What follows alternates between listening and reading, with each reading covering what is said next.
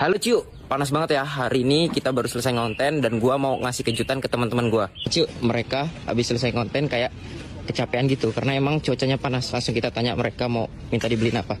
Wih, Tam, Gong. Hari ini kan spesial 1 tahun kita ngonten bareng nih. Gua ya kan? Nah, gua mau ngasih apapun yang lorang minta. Lorang mau minta beliin apa? Boba aja, mumpung panas, Pit. Iya tuh. Lo Tam? Juga. Iya. Gue samain aja sama Rangga. Serius boba doang? Pit, panas. Ya udah tunggu gua beli dulu ya. Ya. Gila, salut banget gue sama teman-teman gue. Ketika gue suruh minta apapun, mereka cuma minta boba. Tapi emang karena cuacanya panas banget sih, langsung aja kita ke tempat bobanya. Aduh, tempat biasa kita beli boba lagi tutup, cuy.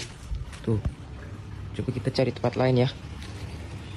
Gong, Tam, tempat boba yang biasa kita beli lagi tutup. Jadi lo orang gue beliin boba yang ini aja nih.